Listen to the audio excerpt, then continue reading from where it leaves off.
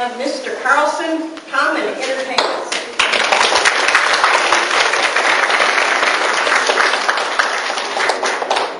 Good evening, boys and girls on Wanna Nights. How are you? Good. Good to see you tonight. How many of you have ever seen me do magic before? All right. What you've probably never seen me do is my guaranteed rope. Isn't that right? That's because I do it every time. Ladies and gentlemen, I want to show you the one, the only guaranteed rope.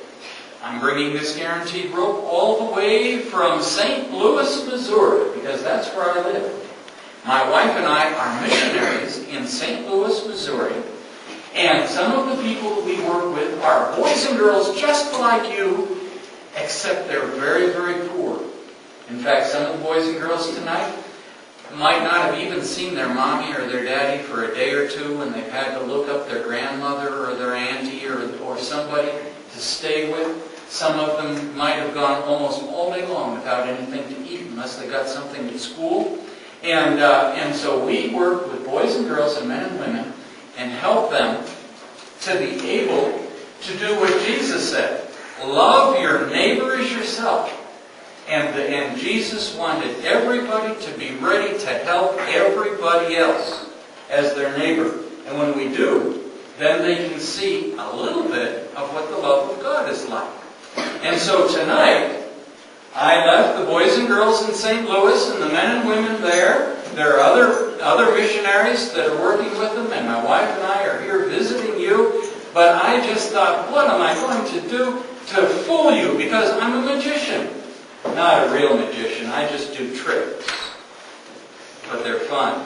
And so let's see if you can figure out what I do. But this one, I know you'll never get. Because, ladies and gentlemen, this is my guaranteed rope. This guaranteed rope is guaranteed to always have two ends. 1, 2. I counted them as I took them out of the guaranteed rope box. And sure enough, I found one end on that end, another end on that end. How many ends is that? 2. You're right. And it's also guaranteed to have a middle. But I thought a rope like this doesn't have to always have 2 ends. And so I reached into my pocket and I pulled out my scissors. Ladies and gentlemen, I took one of those ends. And between the blades of my scissors, I squeezed and the end came off. But to your amazement, and I know it will be to mine, when I look back at the rope, it still has 2 ends. Can you figure it out? Let me show it to you one more time. You take this rope. You take the scissors. You cut the end off. Watch it plummet to the earth below. Return your gaze to the end of the rope, and there you find 2 ends. I know you're baffled at that, but let me tell you a little bit more about this rope. It was guaranteed also to have a middle. I looked all over for the middle, and I found it right there in the center. Now, having the middle in the center, I took the scissors once again.